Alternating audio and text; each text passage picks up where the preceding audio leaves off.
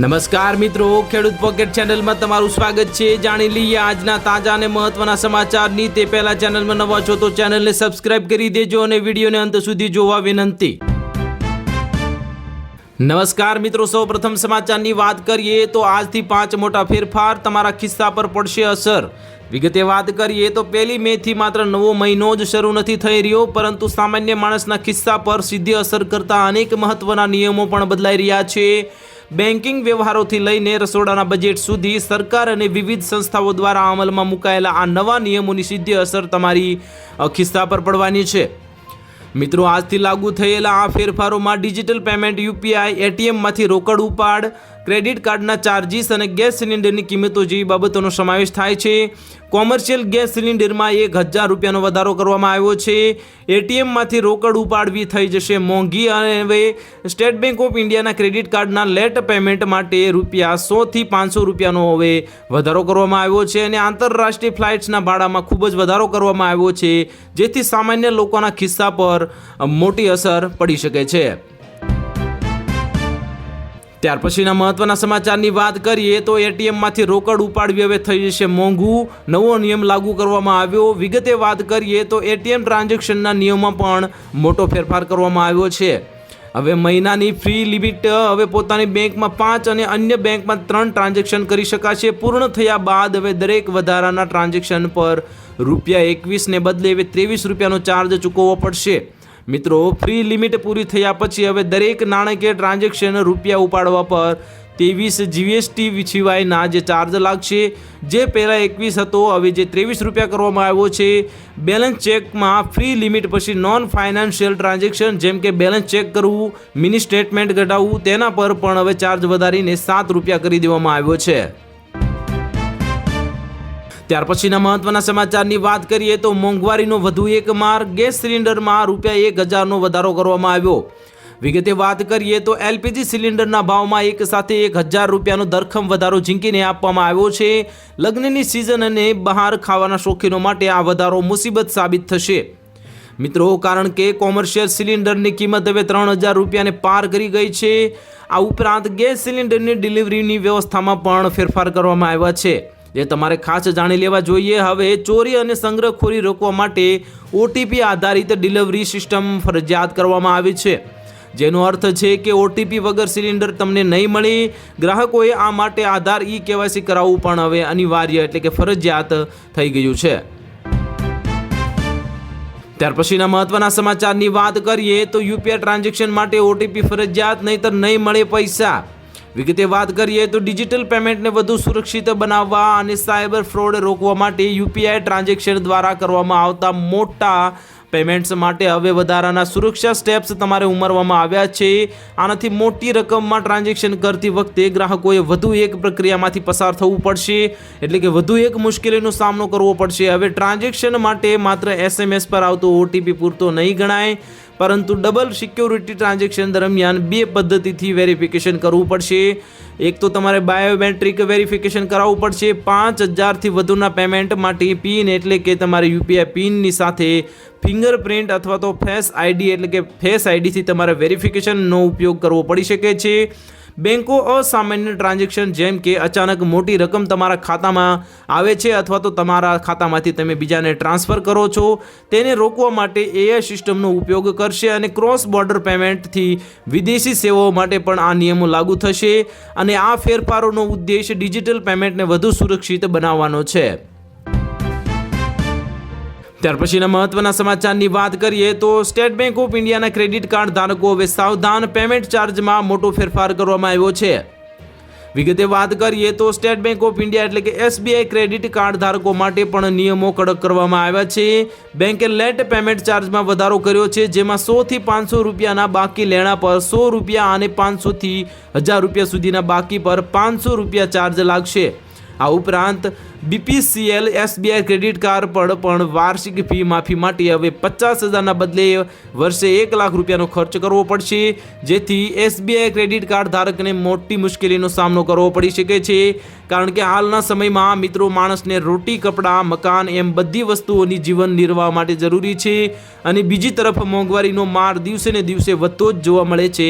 તેથી સામાન્ય વર્ગના લોકોને ખૂબ જ મુશ્કેલી પડી શકે છે. ત્યાર પછીના મહત્વના સમાચારની વાત કરીએ તો ઓનલાઈન ગેમ રમતા લોકો હવે સાવધાન, સરકારે લીધો મોટો નિર્ણય. વિગતે વાત કરીએ તો ઓનલાઈન ગેમિંગ પર નિયંત્રણ રાખવા માટે સરકારે ઓનલાઈન ગેમિંગ ઓથોરિટી ઓફ ઇન્ડિયાની રચના કરવાની જાહેરાત કરી દીધી છે. મિત્રો, હવે જે ગેમ્સમાં પૈસાની લેવડ દેવડ સામેલ હશે તેનું રજિસ્ટ્રેશન કરાવવું પડશે અને સરકારી એજન્સીઓ આ વ્યવહારો પર નજર રાખશે. એટલે કે સાયબર ક્રાઇમ જે રચના કરવામાં આવી છે તે આ પર નજર રાખશે. અને આ ઉપરાંત આંતરરાષ્ટ્રીય ફ્લાઇટ્સ માટે વપરાતા જેટ ફ્યુઅલના ભાવમાં પણ 5% તોતિંગ વધારો કરવામાં આવ્યો છે. વૈશ્વિક બજારમાં ક્રૂડ ઓઇલના વધતા ભાવને કારણે સતત બીજા મહિને આંતરરાષ્ટ્રીય દરોમાં પણ વધારો થયો છે. મિત્રો, રાહતની વાત એ છે કે ભારતની સ્થાનિક એરલાઇન્સ માટે જેટ ફ્યુઅલના ભાવમાં કોઈ ફેરફાર કરવામાં આવ્યો નથી, જે એક રાહતના સમાચાર છે. એટલે કે તે યથાવત રહ્યા છે. સરકારી ઓઇલ કંપનીઓએ સામાન્ય જનતા અને સ્થાનિક ઉડ્ડયન ક્ષેત્ર પર વધારાનો બોજ ન પડે તે માટે આ નિર્ણય લીધો છે. ત્યાર પછીના મહત્વના સમાચારની વાત કરીએ તો PM કિસાન હપ્તામાં વધારો, હવે 9,000 સહાય મળશે. દેશના ખેડૂતો માટે કેન્દ્ર સરકારની પ્રધાનમંત્રી કિસાન સન્માન નિધિ યોજના એટલે કે PM કિસાન યોજના એક મહત્વપૂર્ણ આર્થિક સહારો છે. મિત્રો, જે મધ્યમ વર્ગના જે ખેડૂતો છે તેમના માટે આશીર્વાદ રૂપ આ એક સહાય છે જે હાલમાં યોજના હેઠળ પાત્ર ખેડૂતોને દર વર્ષે 6,000ની સહાય આપવામાં આવે છે, જે 3 હપ્તામાં આપવામાં આવે છે. મિત્રો, એટલે કે દર 4 મહિનાએ ખેડૂતોના ખાતામાં 2,000 જમા થાય છે.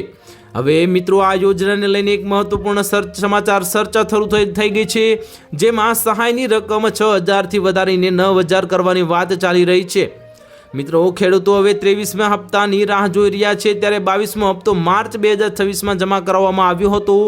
અનુમાન મુજબ આગામી હપ્તો જૂનના અથવા તો અંત અથવા તો જુલાઈની શરૂઆતમાં ખેડૂતોના ખાતામાં આવી શકે છે. ત્યાર પછીના મહત્વના સમાચારની વાત કરીએ તો હવે જૂની ગાડી ભંગાર નહીં ગણાય, સરકારે લીધો મોટો નિર્ણય. વિગતે વાત કરીએ તો જો તમારી પાસે કાર કે બાઇક છે અને તે 15 વર્ષ જૂની થઈ ગઈ છે તો તમારે હવે ચિંતા કરવાની જરૂર નથી. મિત્રો, સામાન્ય રીતે નિયમ મુજબ 15 વર્ષ પછીનું વાહનનું રજિસ્ટ્રેશન રદ થઈ જતું હોય છે, પરંતુ જો તમારી ગાડીની સ્થિતિ સારી હોય તો તમે તેને ફરીથી રજિસ્ટર કરાવીને આગામી 5 વર્ષ સુધી ઉપયોગમાં લઈ શકો છો. જો કે આ નિયમમાં દિલ્હી NCR માટે અલગ જોગવાઈ છે, જ્યાં પ્રદૂષણને રોકવા માટે 10 વર્ષ જૂની ડીઝલ અને 15 વર્ષ જૂની પેટ્રોલ ગાડીઓ પર સંપૂર્ણ પ્રતિબંધ લગાવવા દેવામાં આવ્યો છે. જૂની ગાડીઓ પર સરકાર ગ્રીન ટેક્સ વસૂલે છે, જે રિન્યુએબલ વખતે ભરવાનો રહેશે. અને આ ઉપરાંત RCની મુદત પૂરી થવાની ઓછામાં ઓછા 60 દિવસ એટલે કે 2 મહિના પહેલાં અરજી કરી દેવાની ફરજિયાત છે. અને જો તમે મોડું કરશો તો દર મહિને પેનલ્ટી દંડ ભરવો પડી શકે છે. ત્યાર પછીના મહત્વના સમાચારની વાત કરીએ તો પોસ્ટ ઓફિસમાં ખાતું હોય તો હવે સાવધાન, નવો નિયમ ખાસ જાણી લેજો. વિગતે વાત કરીએ તો ભારત સરકારે તાજેતરમાં ઇન્કમ ટેક્સ નિયમ 2026 હેઠળ પોસ્ટ ઓફિસના નિયમોમાં કેટલાક મોટા અને મહત્વપૂર્ણ ફેરફાર કર્યા છે, જે તમારે ખાસ જાણી લેવા જોઈએ. મિત્રો, હવે તમારે પોસ્ટ ઓફિસમાં કોઈ પણ પ્રકારનો વ્યવહાર કરવા માટે તમારે તમારું પાન કાર્ડ લિંક કરાવવું ફરજિયાત બની ગયું છે. જો તમે હજુ સુધી તમારું પાન કાર્ડ પોસ્ટ ઓફિસના ખાતા સાથે લિંક નથી કરાવ્યું તો આજે જ આ કામ પતાવી લેજો, નહીતર તમારી જમા રકમ બ્લોક થઈ શકે છે. સરકારે આ નિયમોમાં ફેરફાર શા માટે કર્યો તે સમજવું પણ એટલું જ જરૂરી છે. હકીકતમાં આ ફેરફાર પાછળનો મુખ્ય હેતુ સિસ્ટમમાં પારદર્શિતા વધારવાનો છે અને છેતરપિંડી અટકાવવાનો છે.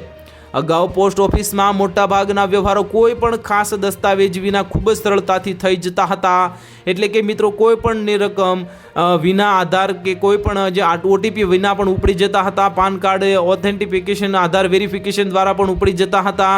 પરંતુ હવે સરકાર ઈચ્છે છે કે નાની બચત યોજનાઓ પણ સત્તાવાર રેકોર્ડમાં આવે અને આનાથી દરેક આર્થિક વ્યવહાર પર સીધી નજર રાખી શકાશે અને કાળા નાણાંને ધોળા કરવાની એટલે કે મની લોન્ડરિંગ કિસ્સાઓ પર કડક લગામ કસી શકાશે.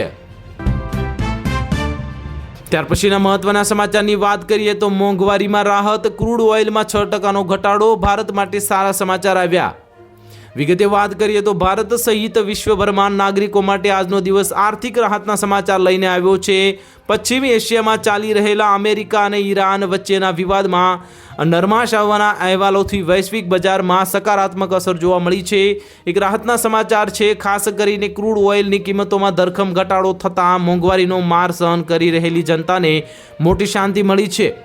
મીડિયા રિપોર્ટ અનુસાર અમેરિકા અને ઈરાન યુદ્ધ સમાપ્ત કરવાની સમજૂતી પર રાજી થવાની તૈયારીમાં છે. આ સમાચારની અસર સીધી તેલના ભાવો પર પડી છે અને વૈશ્વિક બજારમાં બ્રેન્ટ ક્રૂડ 7% ઘટીને $102.51 પ્રતિ બેરલ પર ટ્રેડ થઈ રહ્યું છે. યુએઈ દ્વારા ક્રૂડ ઓઇલનું ઉત્પાદન વધારવાની જાહેરાત કરવામાં આવી છે, જેના કારણે સપ્લાય વધશે અને કિંમતોમાં પણ સ્થિરતા આવશે. અને ભારત પોતાની જરૂરિયાતનું આશરે 80% ક્રૂડ ઓઇલ આયાત કરે છે અને તેલના ભાવ ઘટવાથી ભારતના અર્થતંત્ર પરનું દબાણ હળવું થશે. પેટ્રોલ ડીઝલના ભાવ છેલ્લા ઘણા સમયથી તેલના ભાવ વધવાની જે અટકળો ચાલતી હતી તે હવે શાંત પડી છે. મિત્રો, ક્રૂડ સસ્તું થતાં પેટ્રોલ અને ડીઝલના ભાવ વધવાની શક્યતા નહીવત છે.